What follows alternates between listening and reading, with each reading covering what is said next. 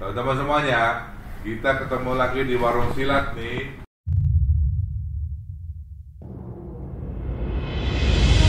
Guys, hari ini kita ketemu lagi dengan narasumber yang sangat luar biasa sekali. Saya membawa Om Alex hari ini, karena Om Alex ini akan sharing sama kita tentang betapa hebatnya komik Nusantara. Serba-serbi komik Nusantara. Teman-teman akan bisa mendapatkan banyak cerita hebat dari Om Alex tentang apa sih komik Nusantara ini.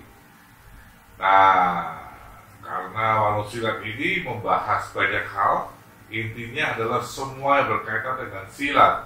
Entah itu silat dalam media movie, serial, atau dalam berupa novel maupun komik, atau bahkan dalam media sandiwara radio.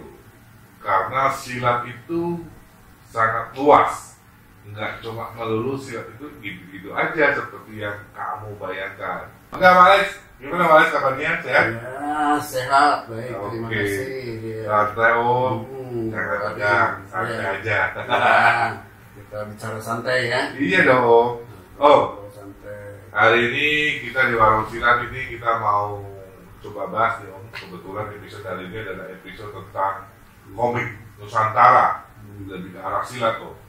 Nah, Om Alex, kira-kira Om Alex, tolong Om bisa cerita sedikit Om tentang sejarah komik khususnya silat Nusantara ini, Om. Ya.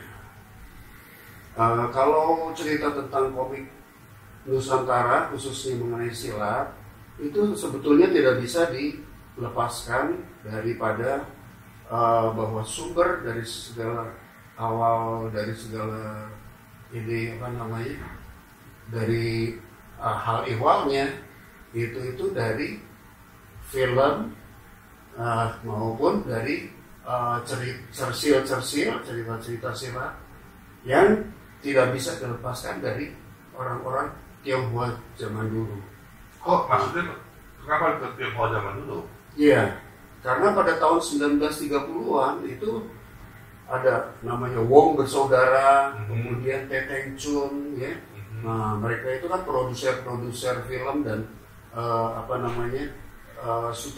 sutradara film. Nah, mereka itulah yang pertama kali membuat film-film yang tentang wuxia, tentang persilatan. Di tahun 1933. Oh, 33. Nah, iya, itu. 33. Jadi ada Pak Dito, ya, kemudian ada 8 Dewa Pedang, kan, kemudian ada lagi Tipakai Kawin, ya. Nah, itu memang antara legenda dengan silat kan agak Sumir, sumir, ya, karena biasanya di legenda-legenda itu terdapatlah adegan-adegan silatnya gitu kan. Nah, kemudian juga Opechua juga kan ya, tentang siluman ular itu. Nah, itu kemudian diteruskan juga dengan Cersil. Cersil juga tidak bisa dilepaskan dari orang-orang Tionghoa pada saat itu. Seperti kita kenal OKT ya, nah, kemudian GAN-KL, kemudian ada lagi SD Liong. Nah, para penyadur itu. Itu pertamanya kan dari menyadur ya. Nah, sampai kemudian ada yang mungkin sudah mulai dikenal itu dalam bentuk komik, yaitu Si Jin Kui. Nah, Si Jin Kui itu sebetulnya diambil dari sadurannya OKT. Nah, Ui Kim Tian kan. Nah, kemudian sama siapa itu PK Oyong tuh ya, Oyong Pengkun. Nah, waktu itu dia menangani Star Weekly, kemudian meminta Xiao Tikui untuk membuat ilustrasinya. PK Oyong itu Kompas bukan? Nah, pendiri Kompas kan? Pendiri Kompas. Satu dari dua pendiri Kompas. Selain Jakob Utama ya. Iya. Nah, itu pada waktu itu dia memimpin Star Weekly, kemudian meminta meminta Xiao Tikui untuk mencergamkan, untuk mengkomikkan Xi Jinping. Sepertinya berarti polanya sama seperti yang ada di Hong Kong ya, ketika Jin Yong pertama kali atau Pulong pertama kali nulis itu kan justru bukan novel tapi dari koran. Dari terbung ya. Betul, dibuat bersambung ya. Terbung ya. Kalau cerita bersambung balik semacam tulisan atau komik bersambung. Itu komik bersambung ya, betul. Oke. Nah, dari situ kemudian dibukukan oleh Kengpo, penerbit Kengpo kan. Kengpo. Itu sekitar 1950-an lah si Jinping itu kan. Nah itu baru tuh sesudah itu terjadilah itu kan Gestapo ya, G30S. Disitulah semua yang berbau-bau mengenai Cina Tiongkok kemudian dilarang. Kemudian ada koran-koran seperti Warta Bakti, Pancawarna, sebagainya itu dibedel. Sehingga banyak ini juga komikus juga pada saat itu kan komikus juga harus diakui banyak yang Tionghoa juga. Nah saat itu juga mereka terpaksa berhenti nih untuk berkarya. Kan disitulah dimana cikal bakalnya munculnya komik-komik silat seperti yang kemudian dikenal pada tahun 70-an itu. Sebenarnya pertama kali muncul komik silat itu yang mana, Om? Si Jinping itu. Si Jinping ya? Masih yang tapi masih pakai legenda dari Cina. Masih adaptasi. Itu juga kan sering dipakai di pagelaran wayang potehi, Om. Betul. Kalau dulu saya di bawah papa saya itu nonton pagelaran wayang potehi, ya kan, itu selalu ada si Jinping dia punya cerita. Itu betul. Nah, jadi dari situ, nah sebenarnya juga di antara itu ya, ada juga yang disebut komik Medan. Komik Medan? Maksudnya gimana? Komik Medan itu pada saat di Jakarta lagi rame-ramenya komik romans ya waktu itu ya.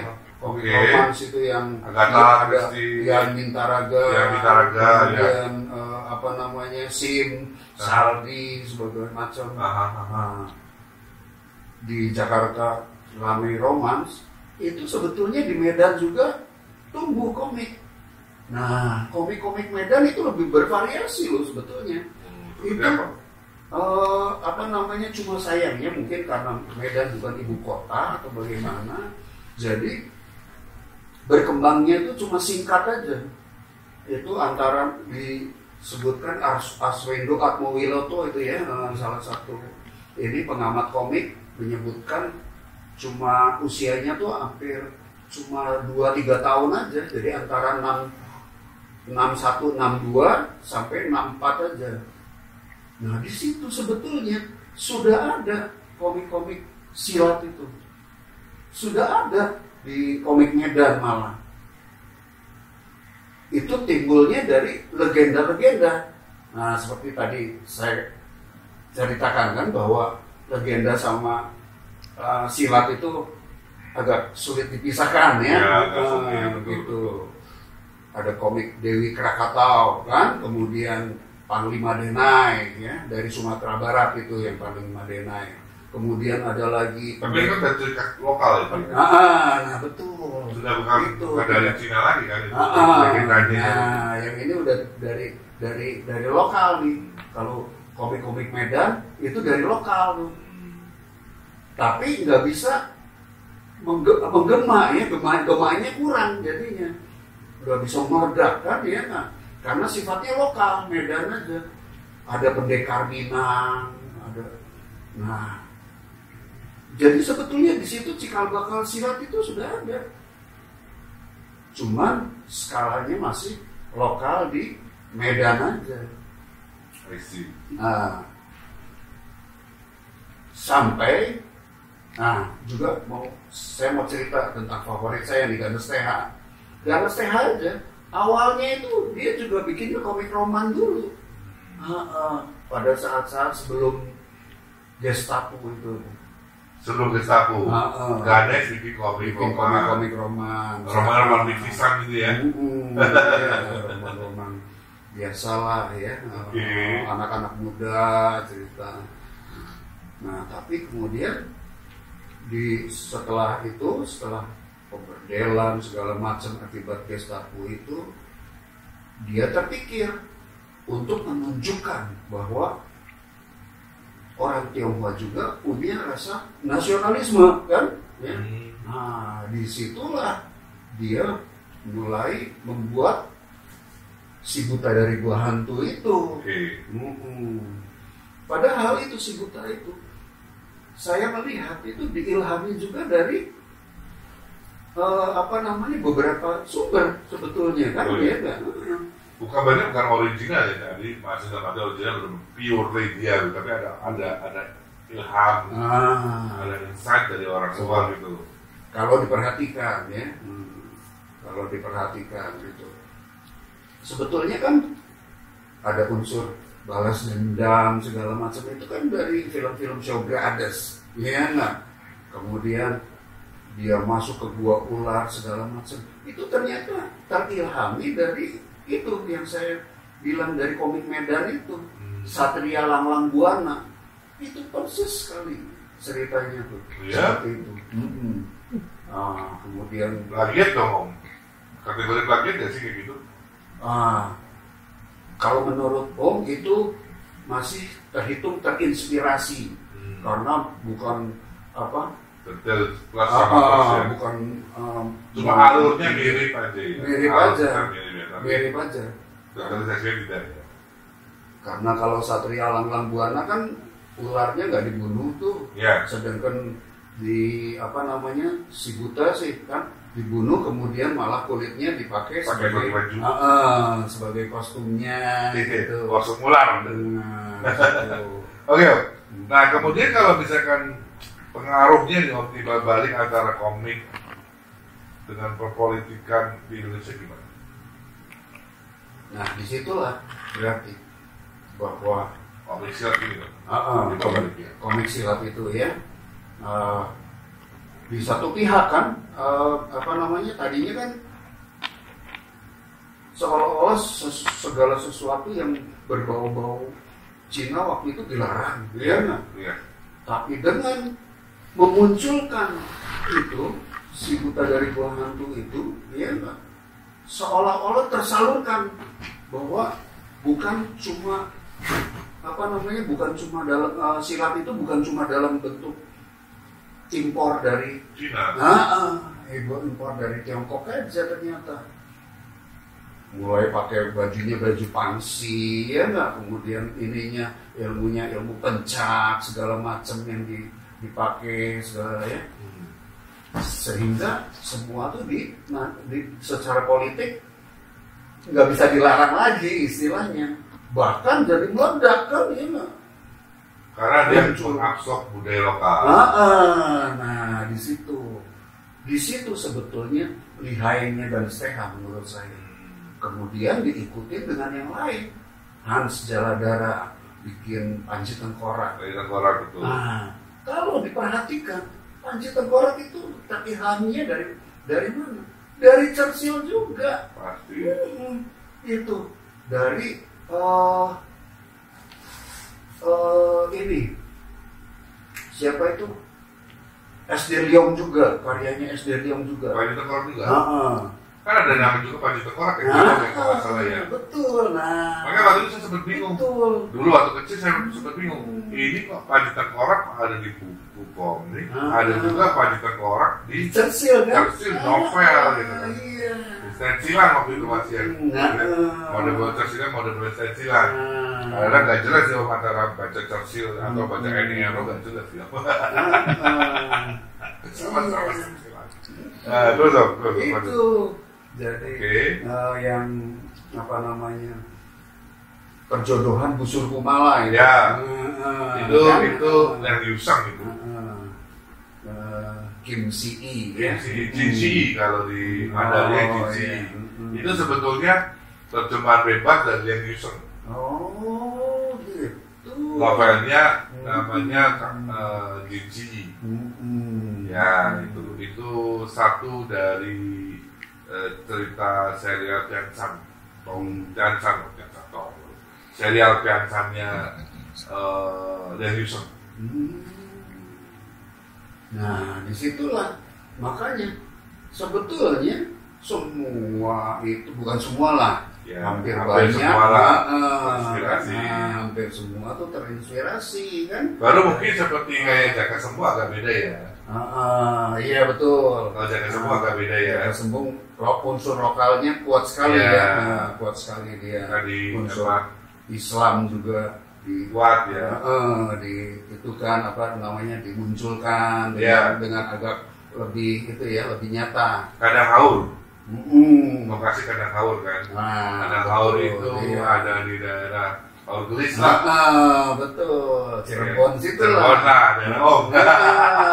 Makanya kenapa kalau Om suka sama Jair, karya-karya Jair, khususnya Jaka Sembung, itu karena unsur Cirebonnya. Cirebonnya. Jadi si gila dari Muara Bondet.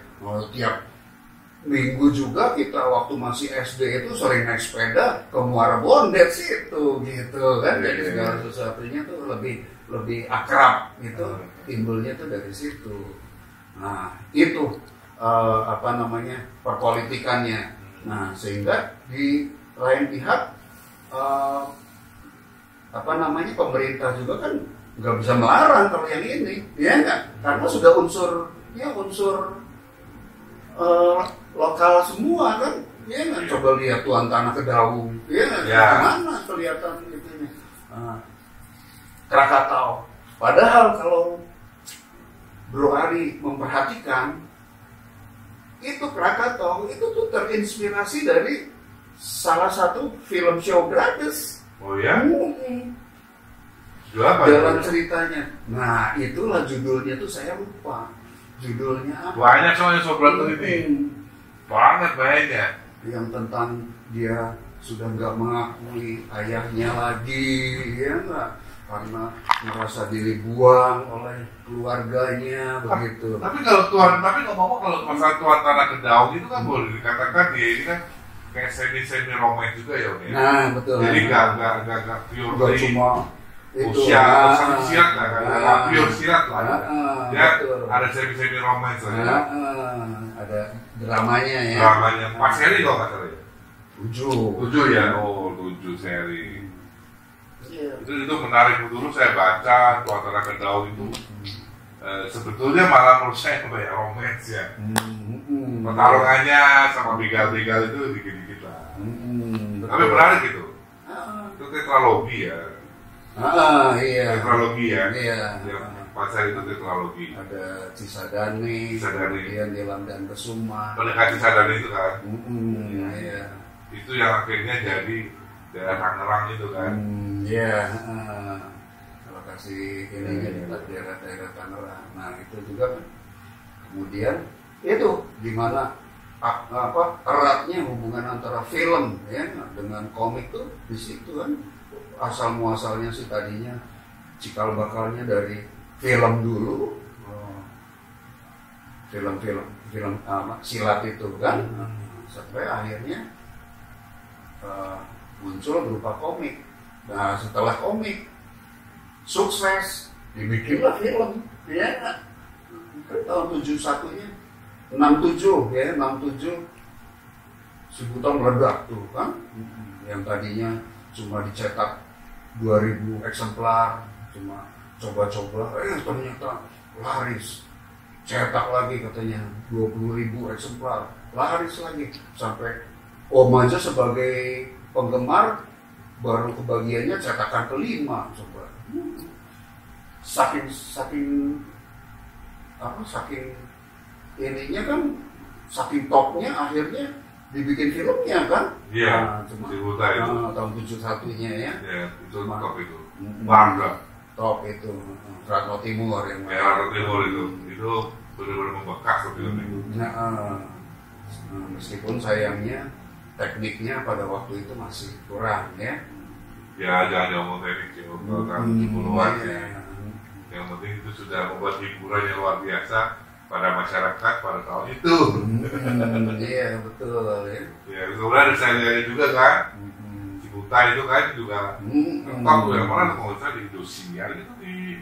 Oh iya, kemudian di sinetron kan ya. Sinetron kan itu kan itu juga sinetron cukup tahun 90-an itu. Ya cukup masuk, maksudnya cukup meledak lah. Ya, itu sama meledaknya dengan sinetronnya Wiro Sableng. Iya betul. Ya dulu saya sering nonton itu. Tiap kali muncul wah nonton Cibuta, nonton si Wiro Sableng. Ya. Gitu. Memang kalau secara komik si Buta ini sangat membekas dalam arti kuat sekali ya. Epicentrumnya dalam kancah perkomikan silat untuk Nusantara ini si Buta ini sangat kuat sekali sih. Karena tentunya kan pasti untuk orang awam ya.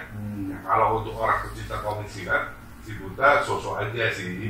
Artinya kan masih ada Padi Tengkorak, masih ada si Pendekar Batu Kuning, masih ada si Jaka Sembuh, banyak lah. Iya. Belum lagi ada Mandala, Siluman Ularnya, banyak lah. Cuman awal ledakannya dari si Buta itu. Makanya ikonik sekali. Makanya ikonik sekali. Ya, makanya bahkan dia bisa meluas kan sampai ke orang awam kan.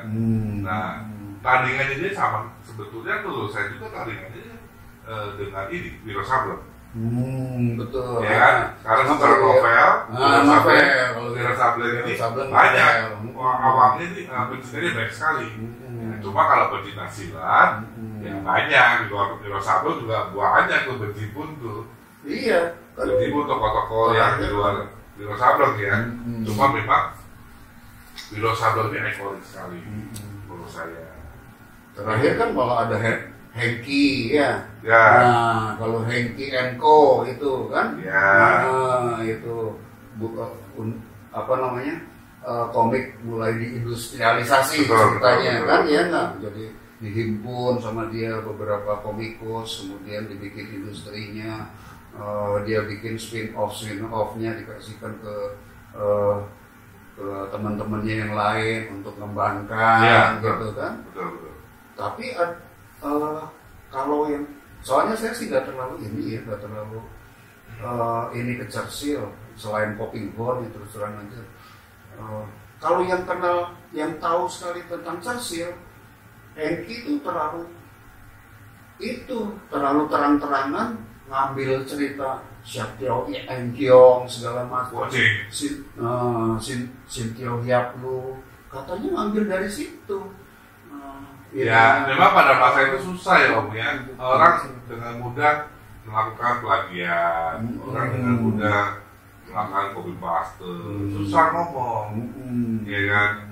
Ya, jangan Hengki, model-model kayak para penerjemah bebas itu, apakah mereka punya izin? Nah, itu betul. Saya nggak yakin mereka punya izin. Penyadur orang penyadur-penyadur nggak yakin punya izin. Ya, mereka menerjemahkan bebas, kemudian mereka mencetak sendiri, mereka jualan sendiri buku-buku itu. Iya. Jadi ya, saya nggak yakin mereka punya izin. Itu. Ya kan. Nah, oke Om, kita sebelum lebar lagi kita masuk lagi ke berikutnya nih Om. Banyak orang nih ngomong nih, terutama orang tua nih, paling penting nih, biasanya ngomong. Komik itu atau film silat itu selalu jadi perusak moral. Remaja rusak dan masa depan bangsa mengkhawatirkan dengan komik silat. Ini gimana tanggapannya Yo? Karena 80% komik saya silat itu dibakar sama rumah saya. Sebelumnya rumah saya kebanjiran, komik saya hilang semua, kebanjiran, rusak. Jadi Mama itu paling benci kalau saya baca komik. Ini kayak semacam stigma. Gimana Om? Stigma ya. Ini Om menjadi gimana? Tergantung sebetulnya sudut melihatnya ya. sudut pandangnya. Aha. Memang kalau disalahgunakan secara ininya, katanya bahwa kalau sudah kecanduan, salahnya kita sebagai anak-anak waktu itu kalau sudah baca komik kecanduan terus lupa belajar. Pastilah. Gitu, ya. Belajar kan bosan. Terus masa cuma belajar terus kan membosankan. Dan gurunya juga sebel juga nggak bisa ngajar. Ini menurut saya sih. Subjektif. Makanya. Terus kalau berkelahi, ini katanya akibat baca komik. Jadi baca komik kan. Jadi punya keberanian lebih. Gara-gara baca komik, pengen dipraktekin. Dulu betul tuh. Gara-gara kira dia Yoko itu kan. Terus kalau mau berkelahi gini dulu nih. Iya kan, apa bucin begini dulu yang dilau. Terus gelut nih, masa gue begini dulu gitu. Lagi zamannya ya namanya juga anak-anak itu kan imajinasi, ya kan? Berarti artinya dia betul-betul mendalami, baca komik, mendalami sampai dia berimajinasi sehingga dia mencoba mempraktikkan dalam perkelahian ini. Namanya juga anak-anak kan masih mencari identitas diri. Betul. Jadi dia mempersonifikasikannya, melihat suatu personifikasinya pada pendekar-pendekar pujaannya itu kan, ya nggak? Tapi di lain pihak itu Arswendo Atmowiloto juga itu pengamat komik pernah berpendapat bahwa justru jasa komik juga nggak sedikit membuat anak-anak kalau baca yang cuma tulisan aja, anak-anak itu suka males, ya nggak? Ya memang karena ada anak itu tidak bisa belajar dengan tulisan aja, karena ada tipe anak harus dengan visual. Butuh visual. Saya adalah orang yang visual sebetulnya. Sehingga baru dia tertarik katanya terhadap ini kan, terhadap buku-buku pelajaran, terhadap segala macam. Justru sumbernya awalnya dari komik dulu, karena komik itu punya daya tarik dulu kan, dari gambar yang bagus. Kemudian dia jadi baca, dengan sering baca akhirnya dia jadi ini kan, jadi semakin fasih ya. Nah itu jadi sebetulnya sih bisa dilihat dari segi sudut pandangnya. Nah kebetulan sih kalau orang tua Om sih nggak sampai se-ekstrim itu, malah tahu Om suka Ganes TH malah suka dibelikan. Kalau Mama saya bukan dibeli, dibakar semuanya. Karena tahu, dan juga kita belajar belajar tentang kebenaran, belajar tentang keadilan. Karena kadang kan dari itu juga dari komik dari message-nya ada message-nya ya. Gitu. Betul. Saya sih setuju sih bahwa komik itu banyak sekali manfaatnya. Karena komik itu visual ya, menarik ya. Menarik sehingga dulu aja hitam putih kan menarik, apalagi cara berwarna. Terus ya setidaknya itu bisa membuat kita mempelajari sesuatu sih. Karena tidak semua anak itu senang belajar dengan teks aja. Betul. Ya kan? Ada yang mereka belajar lewat visual, ada yang juga mereka belajar lewat audio. Ya kan? Atau kinesthetik. Jadi banyak lah tipe anak-anak. Tipenya betul. Nah, berikutnya pengen tahu juga kira-kira nih komikus legendaris yang favorit itu apa aja sih? Ya itu favorit dan tidak favorit boleh itu. Karena ada juga komikus legendaris yang tidak favorit. Kalau komikus favorit jelas Ganes TH ya. Terus sudah gitu Jai. Kenapa favorit Jai sama Ganes TH? Kalau Ganes TH ya jelas karena ceritanya, mutu gambarnya, kemudian juga ya pertama kali dikenalkan sama teman ke komik juga, ya itu. Si Buta itu. Tapi kan Ganes nggak cuma si Buta. Ya kenapa jadi ini kan karena pertama kali dikenalkannya aja itu kan. Kita pertama. Nah, udah gitu kan waktu itu meledaknya luar biasa kan itunya sampai filmnya segala macam ininya apa namanya sinetronnya segala macam terus ceritanya bersambungnya mengenai itu apa namanya perlembaraannya kemananya sampai betul-betul merasuk lah istilahnya. Kalau Jair seperti yang Om bilang tadi bahwa karena sama-sama dari Cirebon sehingga dia cerita ada hubungan yang latar belakangnya dari kampung. Sehingga apa yang dia ceritakan bisa lebih terselami kan dia ke Keraton Kanoman, Keraton Kesepuhan, ke Gunung Jati, ya nggak, kemudian katanya ya Kadahaur itu ya, terus dia belajar silatnya katanya di Pantai Eretan, itu semua kan daerah jelajah Om waktu kecil kan sama teman-teman itu semua, jadi sama loh teman-teman ini juga teman-teman sekolah juga senang sama Jair itu, padahal Jair itu kan kelemahannya di gambarnya kan kurang bagus gambarnya. Selain dua ini apa lagi? Ya terakhir Man, kalau Man itu Mandala Sungai Ular itu sih agak itu ya, agak mistik. Dan agak baru dia sih. Agak baru ya. Man itu. Kalau yang paling tidak suka Om terus terang aja Tatang Es. Tatang Es. Petro dan Gareng. Tatang Es kenapa sampai jadi Petro dan Gareng? Tadinya kan dia silat juga tuh. Dia kan bikin satu komik yang menjadi antitesanya Buta kan. Apa namanya? Si Gagu dari Gua Hantu ya. Itu yang bikin Om jadi ini. Bahkan teman-teman juga pada saat itu pada antipati karena lagi pada favorit sama si Buta, tiba-tiba muncul si Gagu yang itu apa namanya yang bikin antitesa itu kan dia bahwa si Butanya dianggap sebagai penjahat, kemudian penggal kepalanya segala macam. Nah itu yang bikin kita jadi pada nggak suka. Bahkan ini juga apa namanya Persatuan Komikos, sampai ngajukan somasi kan? Tapi itu hanya dia.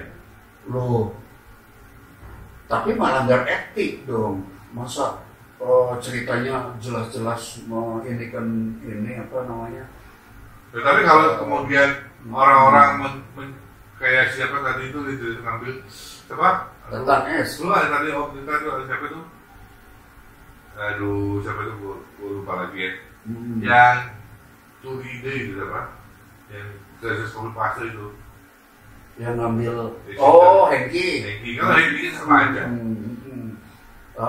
Kenapa Hengki tidak diperdebatkan juga? Kalau itu ada ininya nih, kalau apa namanya Tatang Es itu tuh ada sejarahnya. Soalnya dia itu kan dikendalikan sama penerbit. Penerbit yang dulu pengen bikin yang sama, yang mirip-mirip untuk ikutin Nikon kesuksesannya si Buta kan, Buta Gua Hantunya dari apa? Danes. Nah, tapi permasalahan kan oke lah itu Gagu boleh, mungkin bilang gak etik lah, tapi ini juga sama gak etik. Kalau Hengki nggak etiknya kan terhadap itu ya, ngambil cerita dari luar gitu. Kalau ini kan terang-terangan si Buta dibikin raja rampok, kemudian dipenggal, sampai akhirnya bikin somasi sampai ini kan baru 2 jilid, mau jilid ketiganya aja, akhirnya nggak boleh diterusin. Itu sih karena mendiskreditkan pengarang lain kan, seolah-olah gitu kan, sesama komikus itu bisa jadi nggak baik akibat cerita, karena kan bukan cuma soal ceritanya aja kan, di ininya aja juga di komik-komiknya Tatang Es kalau dilihat tuh selalu dia mencaci maki si ganas terus-terusan kan. Sampai seperti itu loh. Luar biasa ya. Padahal perseteruannya. Padahal gaya, kalau Bro Ari lihat ya, itu gaya gambarnya dia kan mirip sekali sama Ganes. Dulunya malah belajar sama Ganes coba. Iya. Kemudian dia beralih ke Petrogare. Malah meledak. Karena komik receh. Setelah didiskreditkan, setelah disomasi, akhirnya kayak dikucilkan kan dari cerita persilatan, muncul lagi dalam bentuk itu dagelan Petrogare ya. Tapi itu lucu kalau Petrogare itu, kalau dulu saya masih ingat sekali pulang sekolah, saya masih beli ke satu pedagang itu, kan suka tuh ada nyewain ya, nyewain dia jongkok gitu, saya bisa baca komiknya Petrogare 2 atau 3 komik gitu, jongkok gitu kan, ada tuh pedagang yang pikula gitu, sewa-sewain kayak taman bacaan tapi enggak, bukan taman bacaan, dia jual mainan anak-anak macam-macam, salah satunya buku-buku. Oh gitu. Ya jongkok aja baca Petrogare, komik receh Tidak kan. dibeli tapi cuma baca Sewa, Pak. Oh, Sewa om, saya bukan beli. Jadi menyewakan juga dia ya. Iya, 25 perak ya atau 15 perak waktu itu sewa. Iya. Jadi kita nggak beli, ya sanggup beli om. Jadi lebih baik sewain. Perseteruan Ganes dengan ini, dengan Katang ini memang sangat menggila sih waktu itu. Iya kan, sama ada kubu Tatang, ada kubu Ganes. Cuma memang majority memang kubu Ganes lebih banyak. Ya, cuma sebetulnya kasih larang juga sih, karena kan itu kan penerbit. Maunya penerbit sebetulnya, yang keladinya itu adalah sebetulnya penerbit, karena ada penerbit yang ingin berusaha mengambil periodisasinya si Ganes dengan mencoba memberikan kepada Tatang supaya maju sebagai pion, menurut saya sih. Jadi pada akhirnya ya bagus juga sih kalau akhirnya Tatang malah dapat rezekinya di Petrogare. Iya. Tapi itu ikonik itu Petrogare itu. Dan itu gila Petrogare, kenapa gilanya saya bilang. Bener-bener dia kalau dia mau copy paste lagi itu gampang banget Petrogare gitu. Iya banyak gitu loh Petrogare dalam James Bond gitu, atau Petrogare Super Petruk ya. Super Petruk gitu kan, Superman Petruk itu Super Petruk. Terus tapi Petruknya silat, jadi apa, ilmu silatnya apa. Tapi kadang-kadang kalau Petrogare-nya ya urusannya jin atau apa gitu. Ya luas sih memang. Sampai luas ya. Si Petrogare ini luas banget lah ya. Tapi itu menarik lah, maksudnya itu kan lucu-lucuan, kocak gitu. Jadi kita baca dulu ya ketawa-ketawa terus. Sampai sekarang juga kalau saya baca Petrogare masih ketawa-ketawa terus. Kocak sih om, itu kocak. Oke, kita lanjut om. Bagaimana sih om melihat perkembangan komik kita saat ini? Karena kan kita tahu bahwa komik itu kan, komik silat itu agak sama ya dengan novel ya, kalau aku lihat ya. Kalau ini saya lihat ya, momen golden keemasan mereka itu adalah di tahun sekitar 80-an hingga di awal tahun 90-an. Awal 90-an sekitar 93 sampai 94. Kalau komik sih malah justru dari 70-an ya. Kalau komik tuh 70 sampai 80 kelihatannya. 90 masih oke. Masih sangat bagus sekali 90-an. Kalau di mana itu kan 90 kan masa-masanya saya punya. Masih bagus sekali sih komik itu. Jadi momennya mungkin komik saya rasa siapa 70-80 ada titik tinggi-tingginya. Karena 80 kan sudah mulai adaptasi film banyak sekali. Kalau 70 kan adaptasi filmnya sedikit ya. Kalau 80 kan banyak sekali. Jadi ya era itu sebetulnya menurut saya ada 3 era yang berbeda. ada era untuk 3 yang hebat: komik, novel silat ya, komik silat, novel silat, dan sandiwara radio. Ya bahkan kayak seperti Sosepo, Tutut Tinular itu kan di awal-awal 90-an. Filmnya meledak. Begitu diambil ke Sosepo, begitu semua bioskop semua penuh. Betul. Meledak gitu. Itu bakal nggak pernah terjadi pada situasi film Indonesia pada hari ini. Ya kan? Begitu muncul si Buta Gua itu meledak. Semua saya masih ingat itu. Ngantri mau nonton itu. Ya, waktu komik ya. Iya. Nah, sekarang menurut kenapa Indonesia nggak bisa balik lagi komik Indonesia ini, maksud saya, komik Indonesia tidak bisa balik lagi seperti saat pada masa tahun 80-an. Iya. Ya itu. Kan kalau terutama sih kalau paling tahu tahun 70-an lah ya, 70-an itu setelah si Buta meledak, kemudian muncul Jampang juga kan? Ya, Jampang, Pitung, iya. Kemudian tahun 80 Jaka Sembung tuh keluar dari Prima ya, gitu semua. Tapi kan kemudian itu kalau dari segi komiknya menjadi meredup kan karena manga, ya nggak, kemudian komik-komik Eropa segala macam mulai pada masuk ke Indonesia.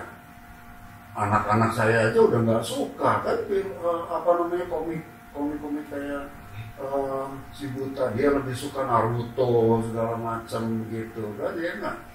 Serangan manga. Lalu kenapa harus selalu serangan manga? Menurut saya, gitu ya. Menurut saya kenapa serangan manga?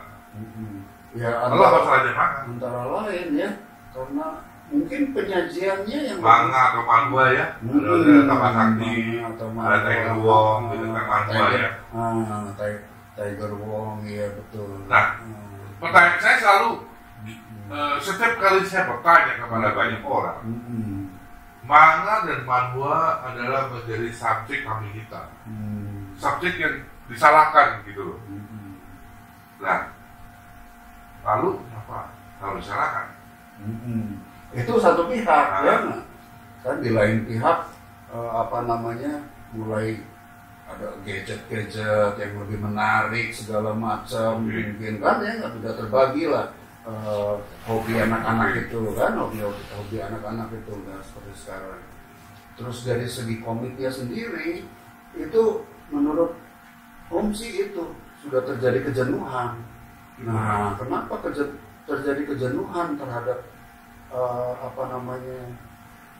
komik-komik silat Indonesia? Karena temanya itu kebanyakan akhirnya jatuhnya tuh ke situ-situ aja gitu kan. Kalau dulu memang zaman keemasannya film-film Shaw Brothers gitu ya, memang tema balas dendam itu kan ini sekali, favorit sekali.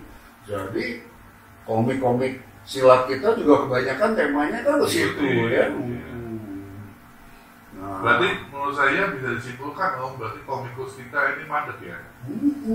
Ininya kreativitasnya. Mandek dong. Terlalu terlena, iya. Betul ya.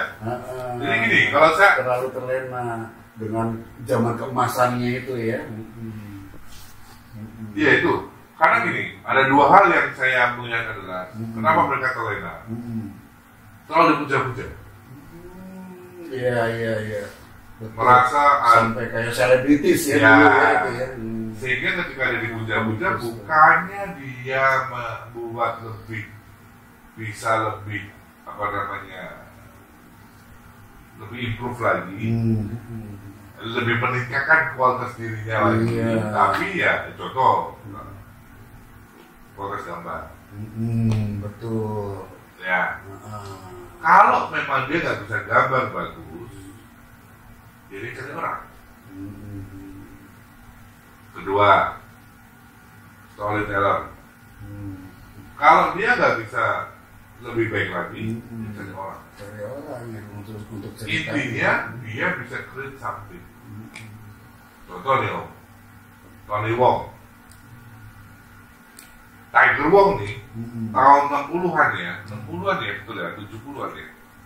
Yang awal-awal ya, 70-an ya. Itu jeleknya minta apa dong? Gambarnya. Iya. Kita lihat. Ini kita lihat. Nih om, jelek banget nih. Ini tahun 70-an. Ini tahun 90-an.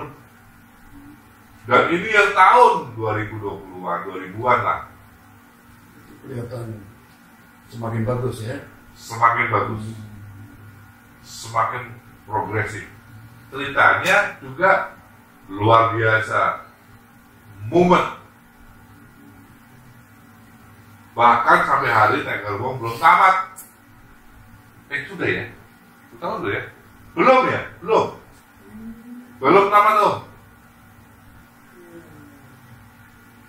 Pusing.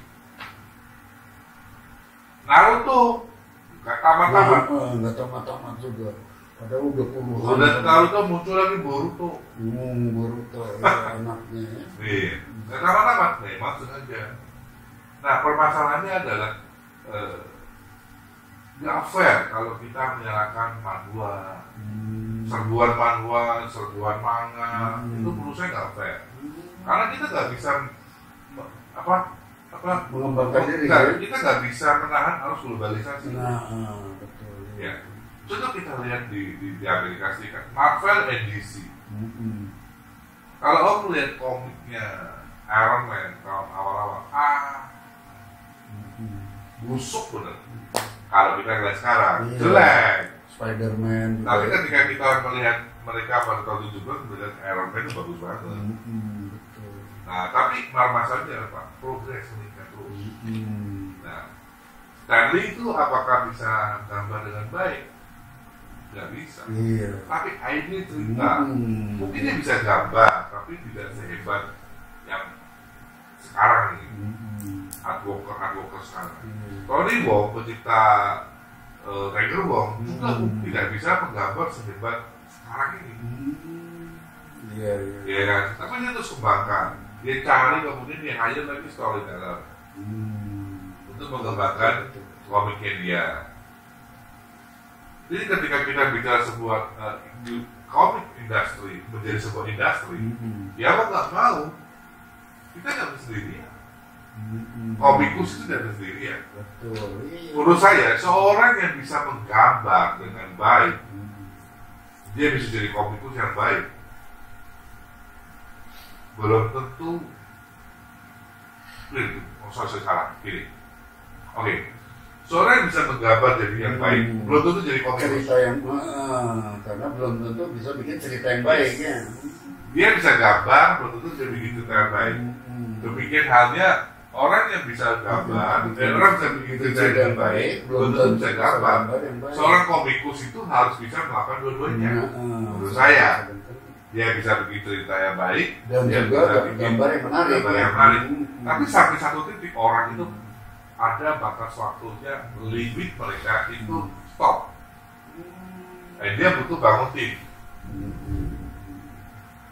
Kan kita selalu percaya dengan pamnya yang mengatakan ada banyak kepala, makin memudahkan kita mendapatkan ide.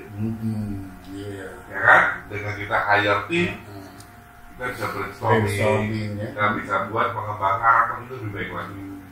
Itu yang tidak pernah dilakukan oleh komikus Indonesia. Buat saya agak keras nih kalau ngomong nih, teman-teman, walau silat. Kalau saya ngomong ini agak keras nih ya. Kita para komikus itu terlena dengan kehidupan selebritinya dia pada masa itu. Sehingga dia lupa mengembangkan dirinya untuk jauh lebih besar lagi, lebih tinggi lagi. Yang terjadi adalah ini, apa namanya, tidak membangun tim. One man show ya. Ya, tidak punya visi besar. Toh, sampai hari ini komik-komik manga tidak mati. Ya kan? Sampai hari ini tidak mati. Berkembang dengan luar biasa. Manhwa berkembang dengan luar biasa. Bedanya apa? Mereka mengembangkan diri luar biasa. Tony Wong kelihatan banget pengembangannya.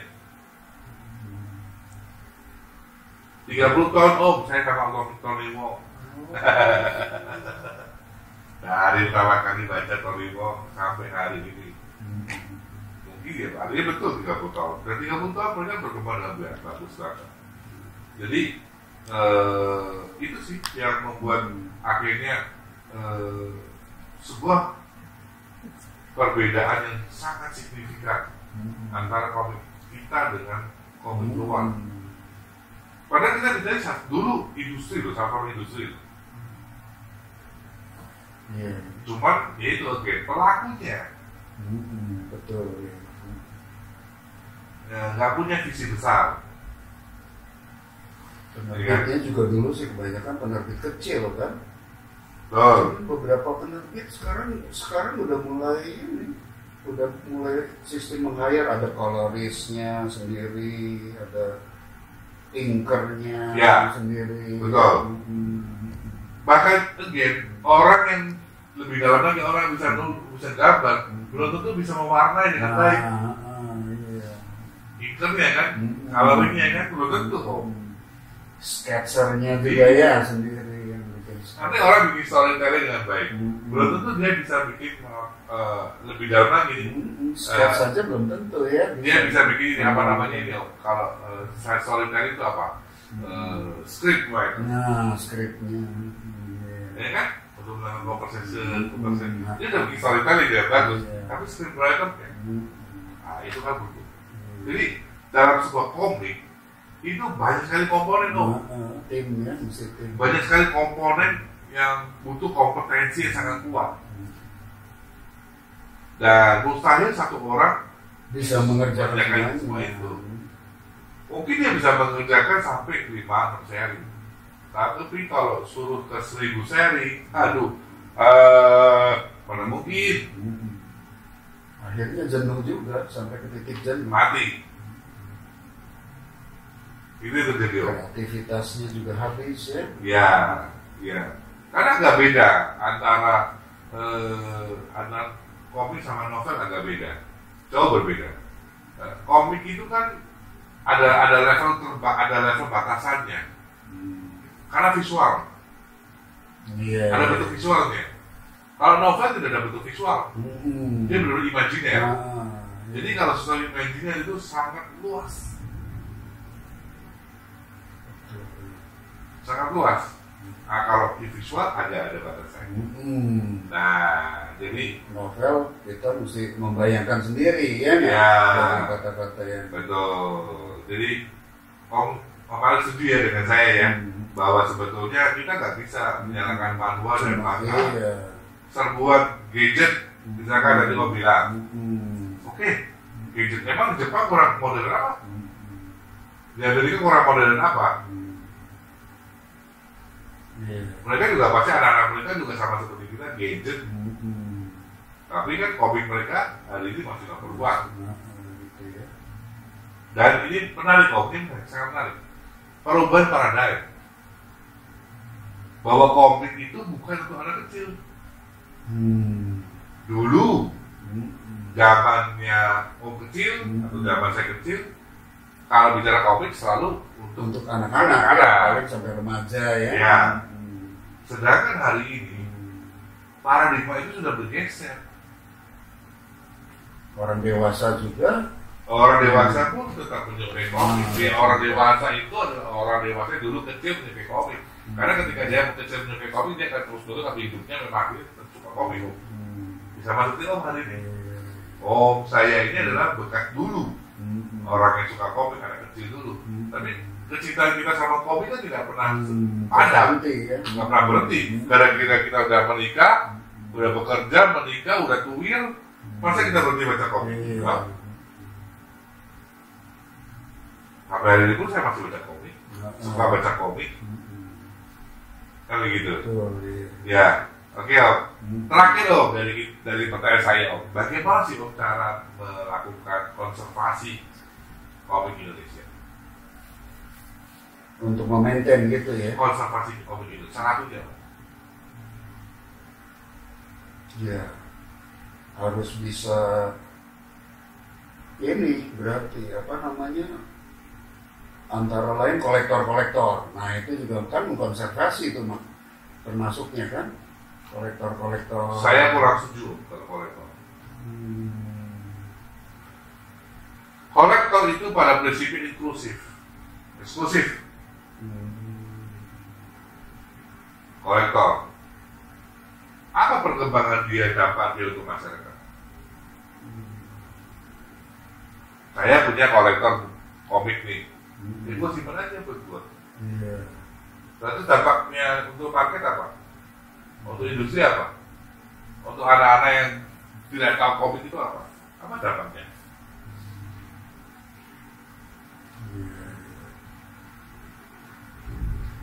Karena malah saya tidak terlalu suka dengan para kolektor.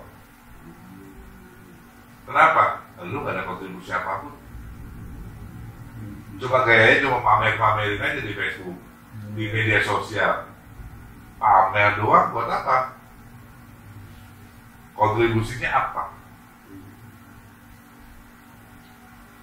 Kalau saya sama beberapa teman itu lagi bikin majalah komik kan, majalah komik. Jadi beberapa komikus yang ini bisa kemudian jadi digabung secara ini, beberapa komikus digabungkan jadi satu majalah gitu kan. Nah itu bagus loh. Nah menggabungkan antara komikus yang lama ya, komikus lama juga yang masih eksis kan, ada tuh Pak Herdi, ada Pak Ari itu yang tempo hari webinar sama kita itu sampai gak jadi itu. Kemudian itu sama yang muda-muda. Nah itu kita jadikan majalah. Cuman sampai sejauh ini sih perkembangannya masih kurang ini, jumlah eksemplar yang terjual kurang seperti yang diinginkan gitu ya. Tapi itu kan salah satu cara. Kalau Om sendiri karena punya hobi ini bikin patungnya kan ya, nggak bikin figurinnya, figurin Ciputa, figurin Jaka Sembung, gitu. Sebenarnya apa yang Om lakukan itu kan sudah bagus.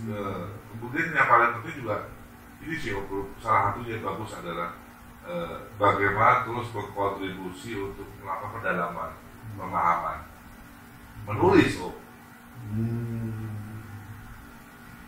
Kan Om sudah sering menulis di grup Usia Indonesia, ya kan Om sering menulis itu adalah salah satu bentuk cara konservasi. Iya. Karena itu bakal pendalaman.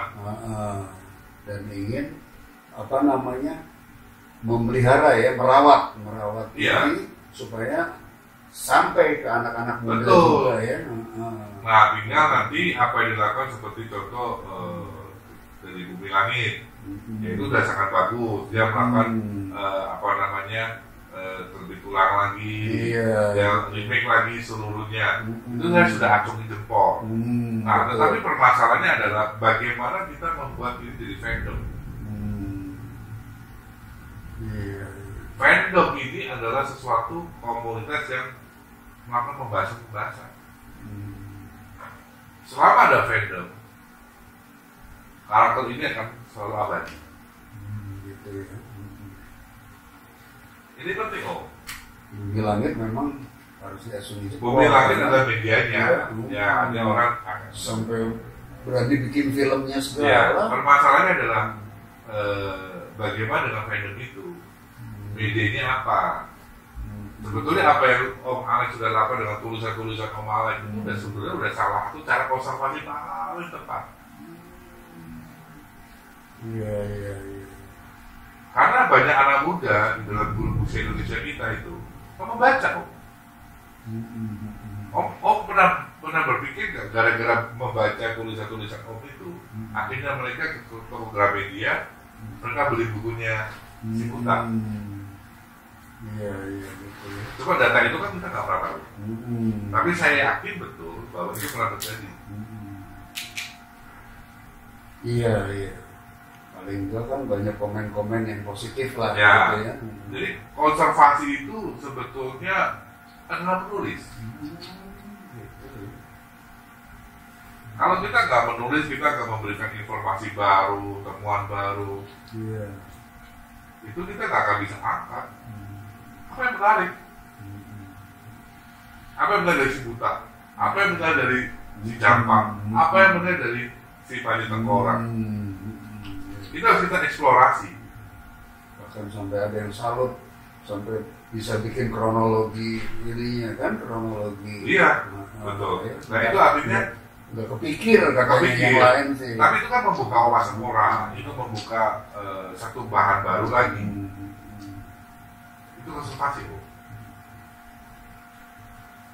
Iya. Karena kalau bicara, maaf ya, bikin miniatur yang memang itu mau baca. Betul, nah itu. Konservasi apanya, Om? Iya. Betul. Itu saya mau terang-terangan nih. Konservasi apanya? Mau cari kesempatan buat pameran pun sampai sekarang belum.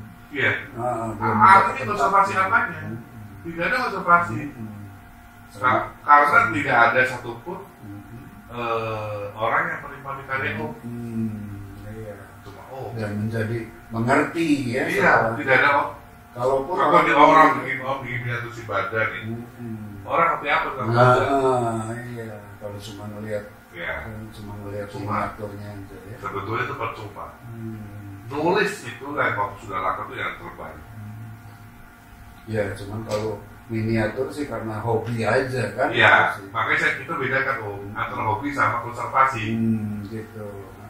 Kita ini punya tanggung jawab moral melakukan konservasi selain hobi. Iya. Kalau Bumi Langit sayangnya tuh membuat tokoh-tokohnya tuh terlalu berubah dari karakter aslinya. Betul, ya. ini. Tapi itu kita akan bahas Om ya. Kita akan bahas di episode berikutnya. Jangan khawatir. Oke. Teman-teman semuanya sudah kita bahas detail, lengkap. Wah, ini sudah panjang lebar dengan Om Alex ini yang benar-benar mempunyai cara pandang yang luar biasa. Cuman sekali lagi mohon maaf jika ada yang salah, terutama mungkin dari saya yang kadang-kadang terlalu keras memberikan statement. Tapi ya itu kadang-kadang memang dibutuhkan ya. Untuk yang memang harus keras-keras gitu ya, untuk bisa memajukan dunia komik silat kita. Karena sometimes memang pemikiran saya ini agak nyeleneh teman-teman. Tapi yang paling penting adalah memang seperti saya katakan dengan Om Alex, kita ini hobi membaca, kita sangat menyenangi komik, terutama juga komik silat Nusantara, dan hari ini kita punya tanggung jawab penuh untuk melakukan konservasi, sehingga setidaknya kita masih bisa membuat